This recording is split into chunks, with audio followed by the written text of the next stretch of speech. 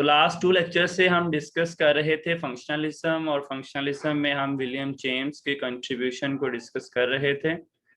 और last meeting हमारी self esteem से पहले एंड हो गई थी, तो आज हम स्टार्ट करेंगे सेल्फ एस्टीम से। कहा जाता है कि विलियम जेम्स उन अर्ली फिलोसफर या उन अर्ली साइकोलॉजिस्ट में से थे जिन्होंने सेल्फ एस्टीम के बारे में या इसके हवाले से सोचना शुरू किया था। सेल्फ स्टीम का मतलब होता है पॉजिटिव और negative evaluation of your self, कि आप अपने आप को कितना पॉजिटिवली और कितना नेगेटिवली इवैल्यूएट करते हैं, इसको हम कहते हैं सेल्फ एस्टीम। अब इस सेल्फ एस्टीम का विलियम जेम्स ने एक फार्मूला दिया था जो कि बहुत इंपॉर्टेंट है। Self esteem is equal to success over pretension. हम इस फार्मूले को समझने की कोशिश करते हैं। सक्सेस का मतलब होता है कामयाबी, और प्रीटेंशन का मतलब होता है क्लेम या असेशन, जो हम कहते हैं कि हम ये कर देंगे, हम वो कर देंगे, हम वो कर सकते हैं। ये हमारी होती है प्रीटेंशन। और हमें जो कामयाबी हासिल होती है उसको हम सक्सेस बोलते हैं। तो विलियम जेम्स का कहना था कि जितनी ज्यादा आप छोड़ेंगे, जितनी ज्यादा आप बढ़ के मारेंगे, जितना ज्यादा आपका क्लेम होगा, जितना ज्यादा आप क्लेम करेंगे, उतनी ही कम आपकी सेल्फ स्टीम होगी। कैसे? क्योंकि आपकी सक्सेस उससे डिवाइड हो रही है। उतनी आपकी सक्सेस कम हो जाएगी और उतनी आपकी सेल्फ स्टीम कम हो जाएगी, क्योंकि सेल्फ स्टीम सक्सेस के डायरेक्टली प्रोपोर्शनल है और प्रीटेंशन के इन्वर्सली प्रोपोर्शनल है। अगर प्रीटेंशन इंक्रीज करेगी, आपके क्लेम्स, आपकी असेशन इंक्रीज करेगी, तो आपकी सेल्फ स्टीम उसी तरतीब से कम हो जाएगी। और अगर आपकी सक्सेस इंक्रीज करेगी तो आपकी सेल्फ स्टीम उतनी ज्यादा हो जाएगी। अगर आप सेल्फ स्टीम को बढ़ाना चाहते हैं तो क्लेम कम करें कि मैं ये कर दूंगा, मैं वो करूंगा, बल्कि कामयाबी की तरफ ज्यादा देखें। जितनी ज्यादा कामयाबी होगी आपकी जिंदगी में, आप ऐसी एक्टिविटी के अंदर इंडल्ज होंगे जो आपकी सक्सेस की तरफ आपको लेकर जाएंगी, तो फिर सेल्फ स्टीम के अंदर इजाफा होगा, according to William James. Next हमारे पास आ जाती है जेम्स थ्योरीज ऑफ इमोशंस। यहाँ पर याद रखने वाली बात यह है कि जेम्स थ्योरी ऑफ इमोशन को इमोशंस की पहली बाकायदा थ्योरी के तौर पर रिकॉग्नाइज किया जाता है। और जेम्स का इमोशन के हवाले से जो नजरिया था, उसी तरह का एक और नजरिया एक डैनिश फिजिशियन ने भी दिया था, जिसका नाम था कार्ल लेंगे, या कार्ल लैंग आप बोल सकते हैं, लेकिन कार्ल लेंगा नहीं बोलना, कार्ल लेंगे या कार्ल लैंग। और इसी वजह से हम जेम्स थ्योरीज ऑफ इमोशन को जेम्स लेंगे थ्योरीज ऑफ इमोशन के नाम से जानते हैं।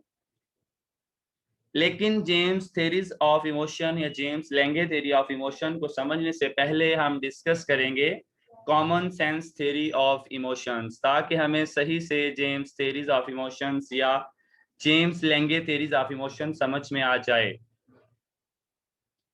तो common sense theory of emotion हमें कहती है कि जब हमारे इमोशंस में कोई स्टिमुलस होता है, जब हमारे इन्वायरमेंट में कोई स्टिमुलस होता है, तो उसको जैसे ही हम परसीव करते हैं तो हम में इमोशंस या कॉन्शियस एक्सपीरियंस ऑफ इमोशंस पैदा हो जाता है।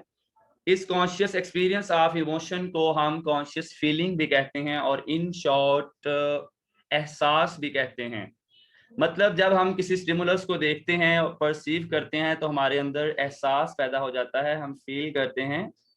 तो जैसे ही हमारे एनवायरनमेंट में कोई स्टिमुलस आएगा और उसको हम परसीव करेंगे तो हमें महसूस होगा एक एहसास, जिसे हम कॉन्शियस फीलिंग्स ऑफ इमोशंस कहते हैं, या फिर हम इसको इमोशनल एक्सपीरियंस कह सकते हैं, या फिर हम इसको इमोशनल एक्सपोजर कह सकते हैं, या सिंपली इसको इमोशंस भी कहा जा सकता है, और सब्जेक्टिव एक्सपीरियंस ऑफ इमोशन भी कहा जाता है।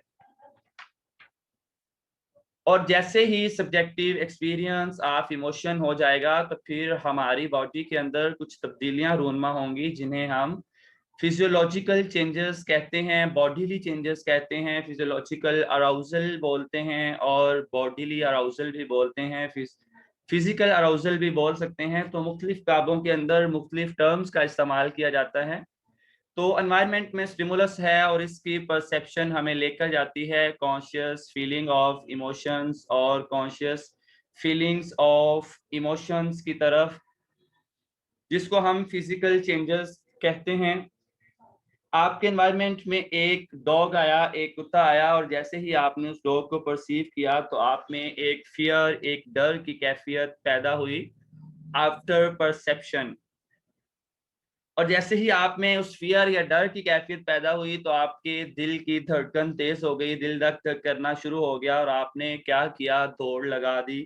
तो याद रखें, जो थ्योरी ऑफ इमोशन है ये मुख्तलिफ किताबों में मुख्तलिफ अंदाज से बयान की गई हैं। जितनी भी थ्योरीज ऑफ इमोशंस हैं, कॉन्सेप्ट सेम है लेकिन टर्म मुख्तलिफ इस्तेमाल की गई हैं, जिनकी वजह से ये बहुत कॉम्प्लिकेटेड हो जाती हैं। तो पहले मैं सोच रहा था कि आपको थ्योरीज ऑफ इमोशंस इसके साथ ही करवा दूं, लेकिन फिर मैंने कहा कि हमने इमोशंस का चैप्टर पढ़ना है और ये चैप्टर बहुत लेंथी है, और अभी आपको पता है कि हमारे इतने ज़्यादा लेक्चर्स हो चुके हैं और हम सिर्फ फंक्शनलिज्म तक पहुंच सके हैं, क्योंकि चीज़ें इन डिटेल डिस्कस करने बैठ जाएं तो एक जूम की मीटिंग बहुत कम पड़ जाती है।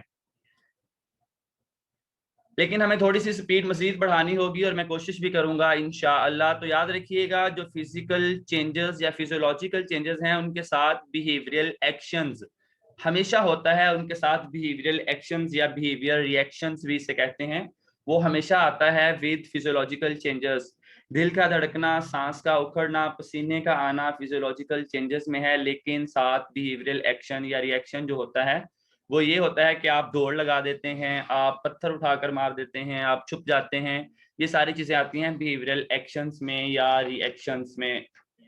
और मुख्तलिफ ऑथर्स ने मुख्तलिफ तरीके से इस चीज को बयान किया हुआ है, तो मैं फिर बता रहा हूँ। Common sense theory of emotion कहती है कि स्टिमुलस और स्टिमुलस की परसेप्शन लेकर जाती है आपको कॉन्शियस एक्सपीरियंस ऑफ इमोशन की तरफ, या फिर सब्जेक्टिव एक्सपीरियंस ऑफ इमोशन की तरफ, और इससे जनरेट होती है हमारी फिजियोलॉजिकल चेंजेस या फिजियोलॉजिकल अराउजल, और प्लस एंड में हमारे पास आता है बिहेवियरल एक्शंस या रिएक्शन। तो कुत्ता आया, परसीव किया, डर लगा, दिल धक धक करना शुरू हो गया और आप भाग गए।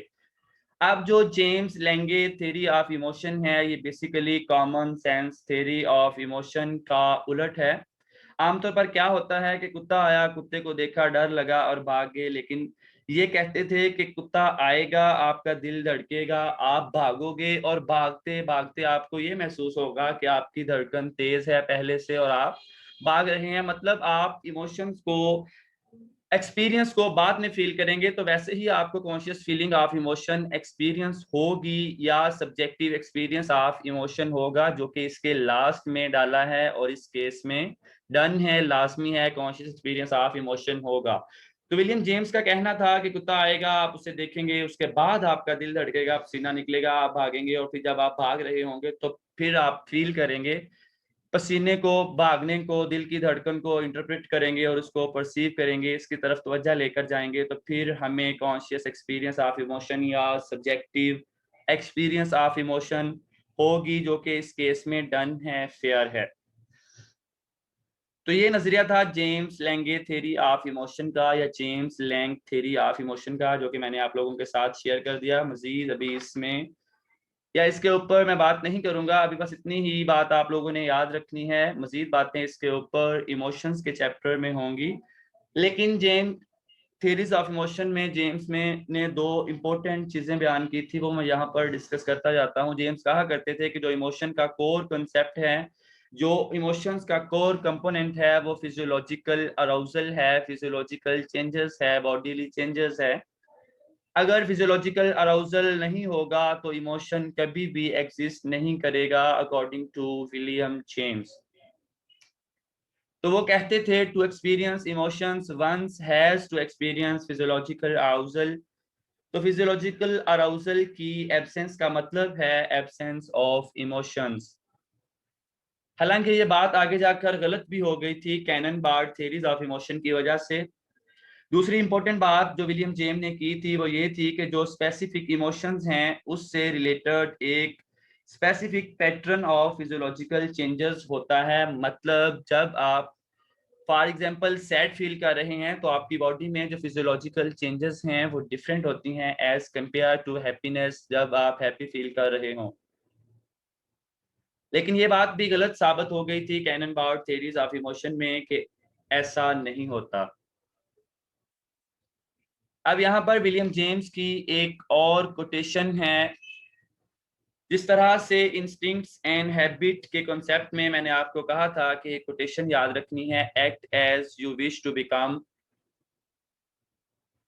इसी तरीके से जेम्स थ्योरीज ऑफ इमोशन में उन्होंने एक कोटेशन दी थी, act the way you want to feel, कि उस तरह से अपने बिहेवियर को रखें या अपने आप को उस तरह से उस काम में उस तरह से करें जिससे आप चाहते हैं, जिस तरह से आप चाहते हैं, जिस तरह से आप महसूस करते हैं। इस कोटेशन का याद रखिएगा। पूछा जा सकता है कि act the way you want to feel किसने कहा था, तो ये थ्योरी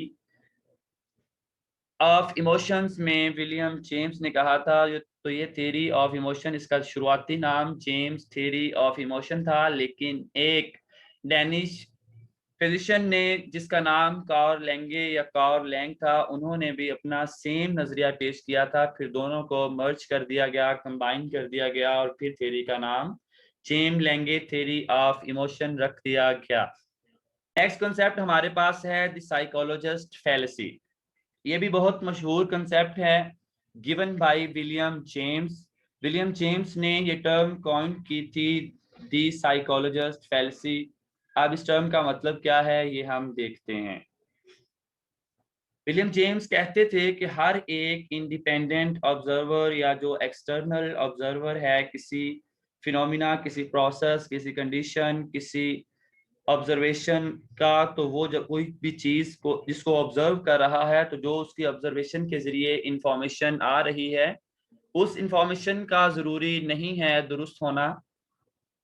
आमतौर पर जो साइकोलॉजिस्ट होते हैं या जो फिर ऑब्जर्वर होते हैं, जो रिसर्चर होते हैं, जब वो किसी चीज को ऑब्जर्व कर रहे होते हैं तो उसकी ऑब्जर्वेशन से जो इंफॉर्मेशन वो कलेक्ट कर रहे होते हैं, वो समझते हैं या समझ रहे होते हैं कि ये फैक्ट है, ये ट्रूथ है। तो विलियम जेम्स ने कहा था कि जरूरी नहीं है जिस फिनोमिना, जिस कंडीशन, जिस इवेंट को आप ऑब्जर्व कर रहे हैं और उससे जो इंफॉर्मेशन आ रही है वो सही हो सकता है कि वो गलत हो, या फिर जरूरी नहीं है कि वो ऑब्जेक्टिव इंफॉर्मेशन हो। ये भी हो सकता है, ये भी पॉसिबल है कि वो इंफॉर्मेशन सब्जेक्टिव हो।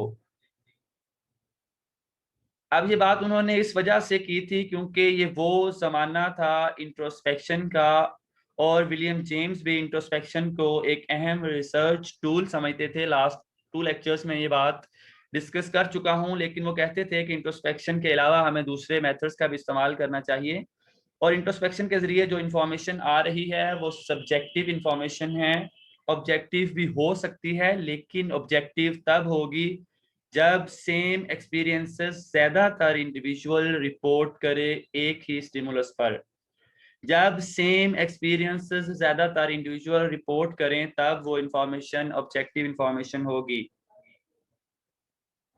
लेकिन जब आप ऑब्जर्व कर रहे हैं किसी भी फिनोमिना, किसी भी इवेंट, किसी भी प्रोसेस को, तो आप ये जहन में बिठा लें कि जो आपकी ऑब्जर्वेशन से इंफॉर्मेशन आ रही है वो जरूरी नहीं है कि दुरुस्त हो। तो इस कॉन्सेप्ट को हम साइकोलॉजिस्ट फैलेसी के नाम से जानते हैं। फैलेसी का मतलब होता है गलती। अब हम डिस्कस कर लेते हैं कि किस तरह से विलियम जेम्स ने कंट्रीब्यूट किया था साइकोलॉजी में। तो विलियम जेम्स ने इनकॉर्पोरेट की थी थ्योरी ऑफ एवोल्यूशन, अगर आपको याद हो तो। इसके अलावा उन्होंने प्रैग्मेटिज्म का कंसेप्ट दिया था। इसके अलावा उन्होंने कहा था कि हमें एनिमल्स के ऊपर भी रिसर्च करनी चाहिए, बच्चों के ऊपर भी रिसर्च करनी चाहिए, अब नॉर्मल ह्यूमन बीइंग्स के ऊपर भी रिसर्च करनी चाहिए, और उनके ऊपर भी रिसर्च करनी चाहिए जिनको पढ़ना लिखना नहीं आता या जो अनएजुकेटेड लोग होते हैं। और एनिमल्स के ऊपर रिसर्च करने को उन्होंने फोकस किया, और जिसकी वजह से हमारे पास कंपैरेटिव साइकोलॉजी की ब्रांच मौजूद है। इसके अलावा विलियम जेम्स ने कहा था कि हमें मल्टीपल मेथड्स का इस्तेमाल करना चाहिए। इसी वजह से इंट्रोस्पेक्शन के अलावा और भी रिसर्च मेथड्स बनाए गए और उनको इस्तेमाल किया गया। और इसके अलावा विलियम जेम्स ने साइकोलॉजी के सब्जेक्ट मैटर के अंदर भी इजाफा किया था। उन्होंने कहा था कि फंक्शन ऑफ माइंड को तो पढ़ो, लेकिन साथ बिहेवियर को भी पढ़ो। इसके फंक्शन को भी पढ़ो तो पता चला कि सिर्फ और सिर्फ हमारे पास फंक्शन ऑफ माइंड ही नहीं बल्कि हमारे पास बिहेवियर भी है। As a subject matter of psychology हमने बिहेवियर को भी पढ़ना है। इसके अलावा जो विलियम जेम्स के कॉन्सेप्ट हैं उससे ना सिर्फ फंक्शनलिज्म वजूद में आया बल्कि इनकी जो बातें थी या इनका जो कॉन्सेप्ट था उसका असर आपको बिहेवियरिज्म पर भी नजर आता है, कॉग्निटिव साइकोलॉजी पर भी नजर आता है, इसके अलावा एग्जिस्टेंशियल साइकोलॉजी पर और क्लिनिकल साइकोलॉजी पर भी नजर आता है। तो ये मुख्तलिफ डिसिप्लिन में कुछ साइकोलॉजी की ब्रांचेस हैं जिनमें आपको बाकायदा तौर पर जो इम्पैक्ट नजर आता है विलियम जेम्स की आइडियोलॉजी का, फिलॉसफी का। तो जब हम फंक्शनलिज्म पढ़ लेंगे उसके बाद इंशाल्लाह बिहेवियरिज्म स्टार्ट करेंगे। अब हम कुछ उन हजरात का जिक्र कर लें, उन हजरात को डिस्कस करने लगे हैं जिनका ताल्लुक फंक्शनलिज्म से है, जो कि फंक्शनलिस्ट कहलाते हैं। तो सबसे पहले हमारे पास आते हैं हुगो मुस्टबर्ग।